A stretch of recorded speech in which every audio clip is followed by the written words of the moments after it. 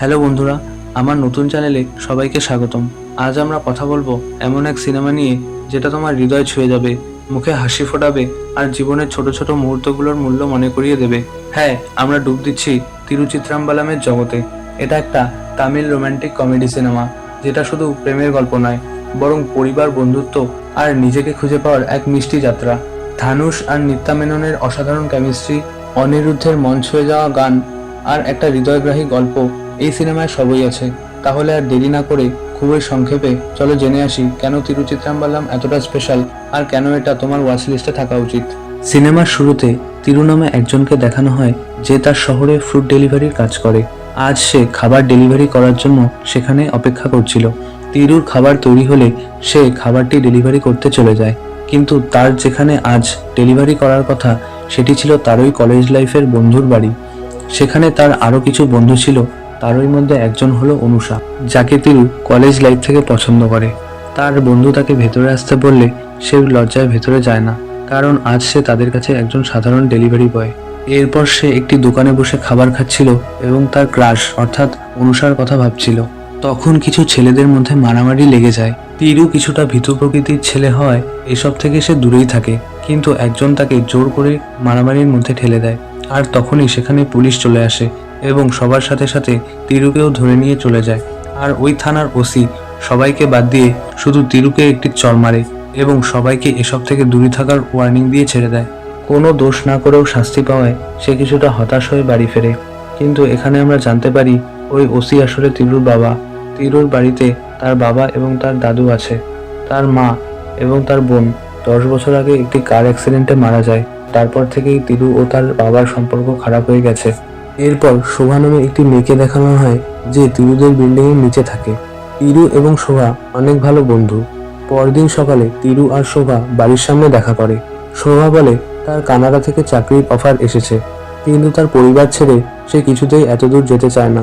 তাই শোভা তিরুর কাছে পরামর্শ চায়, কিন্তু তিরু কোনো উত্তর দেয় না। তাই শোভা কিছুটা আপসেট হয়ে অফিসে চলে যায়।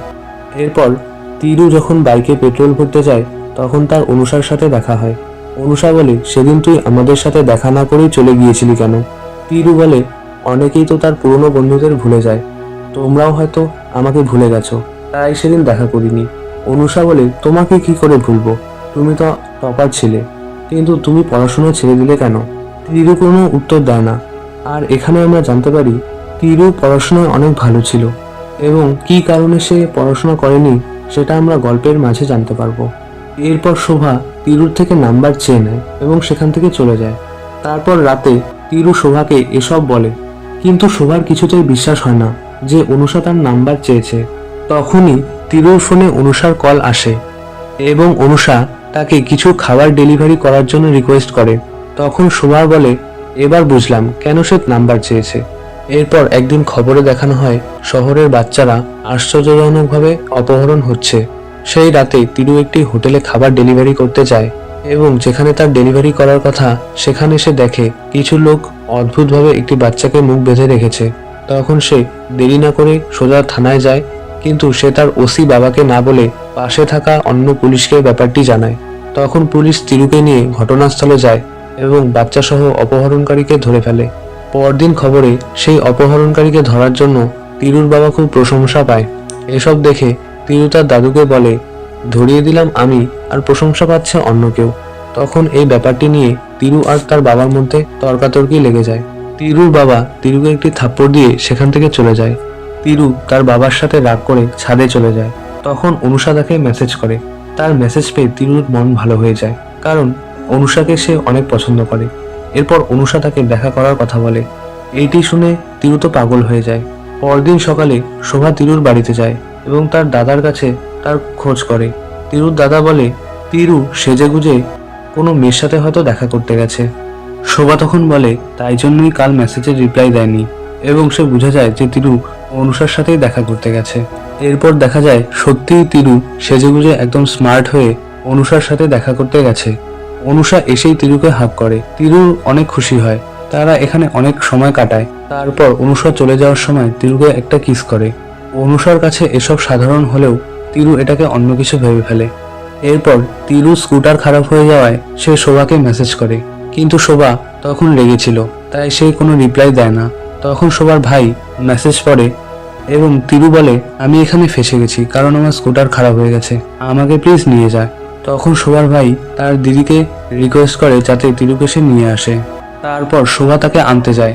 রাস্তায় তিরু শোভাকে অনুসার কিস করা এবং হাগ করার ব্যাপারটি বলে দেয়। শোভা দাঁড়িয়ে পড়ে। তিরু তখন বলে, আরে সে আমার গালে কিস করেছে। এই খুশিতে তিরু তখন ডান্স করতে শুরু করে, সাথে শোভাও তার সাথে ডান্স শুরু করে। এরপর দেখা যায় তিরু আবার অনুষার সাথে দেখা করতে গেছে।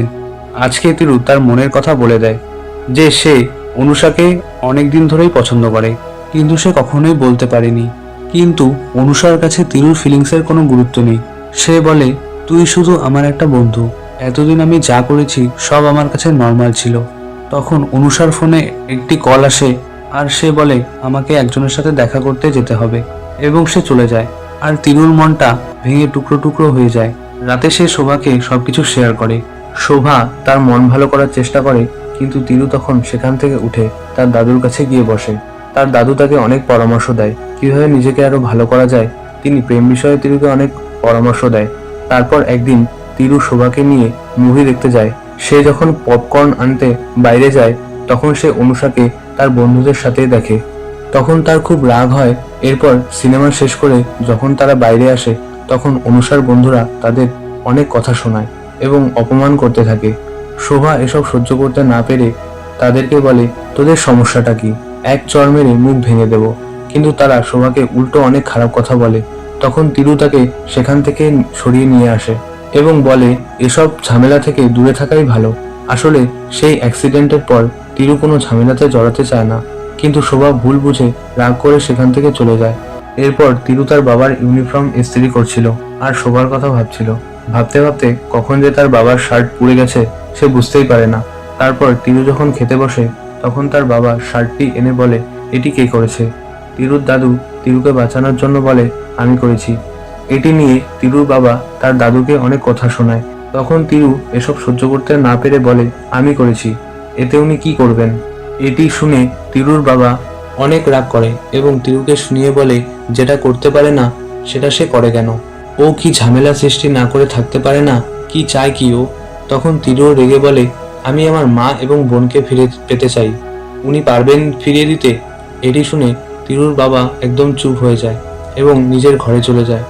এখানে আমরা বুঝতে পারি সেই দুর্ঘটনা তার বাবার কারণেই হয়েছে। তখন আমাদের ফ্ল্যাশব্যাকে নিয়ে যাওয়া হয়। সেদিন তিরু আর তার ফ্যামিলি গাড়িতে করে ঘুরতে বেরিয়েছে, কিন্তু তার বাবা ফোন চালাতে চালাতে গাড়ি চালাচ্ছিল। তিরু অনেক না বলা সত্ত্বেও তিনি ফোন চালাচ্ছিলেন।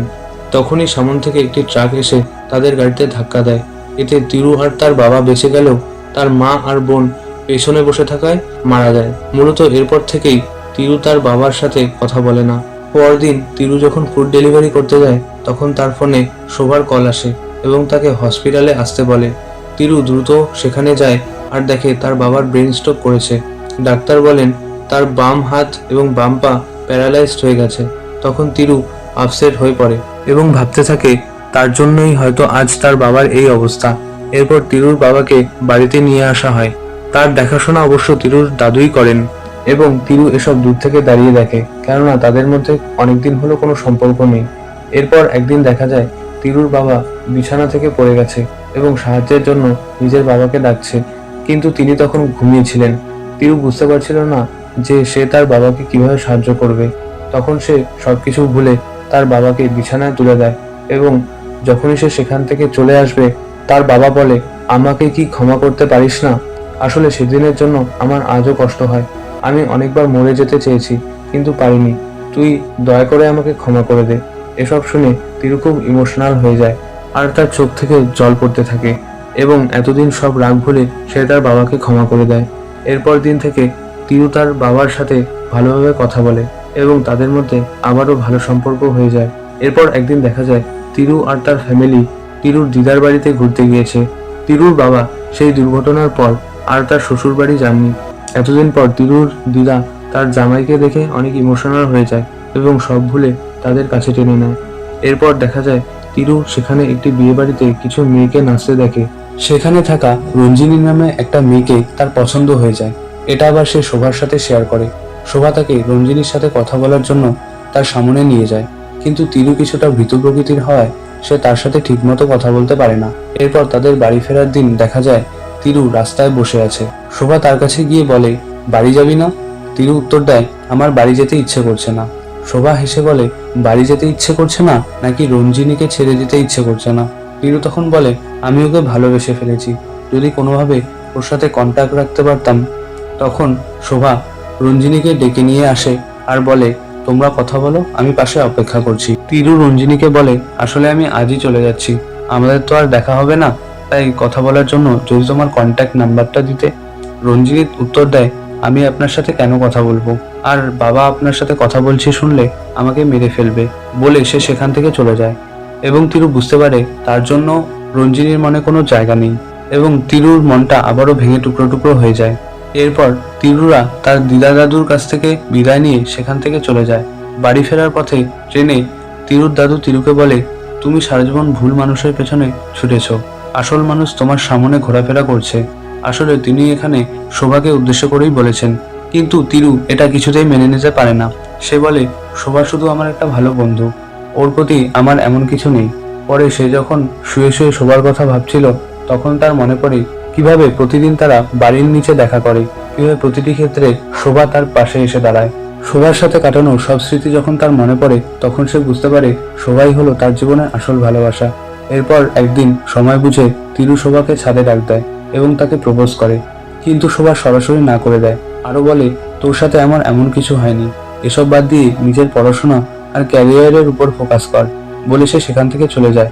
এরপর শোভার অফিস দেখানো হয়, যেখানে শোভার যে কানাডায় চাকরির অফার এসেছিল সেটা সে একসেপ্ট করে নেয় এবং সে কানাডায় চলে যাওয়ার সিদ্ধান্ত নেয়।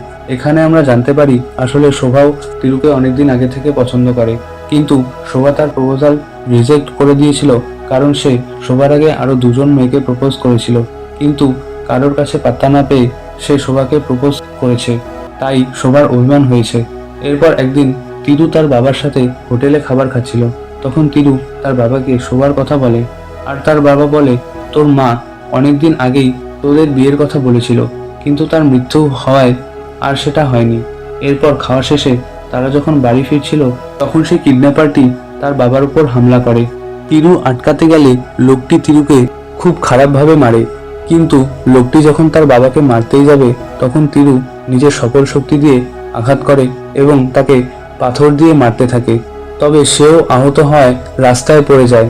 কিছুক্ষণ পর একটি অ্যাম্বুলেন্স এসে তাদের নিয়ে হসপিটালে অ্যাডমিট করে দেয়।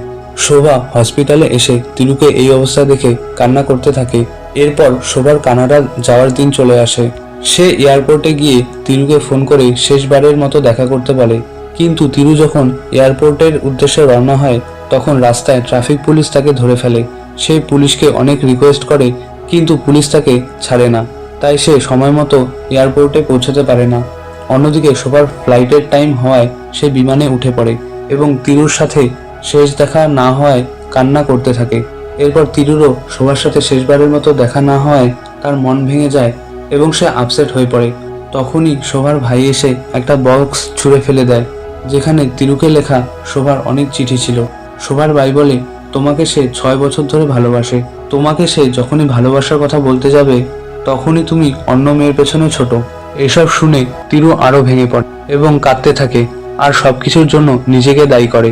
এরপর একদিন তিরু শোভাকে ভিডিও কল করে। শোভা বলে, আমার আর কানাডায় থাকতে ইচ্ছে করছে না, আমি বাড়ি যেতে চাই, তুই প্লিজ আমাকে নিয়ে যা। তখন তিরু বলে, তোকে বাড়ি আসতে হবে না, তুই খালি পেছনে তাকা, তাহলেই হবে। শোভা পেছনে ঘুরে দেখে তিরু তার জন্য কানাডা চলে এসেছে।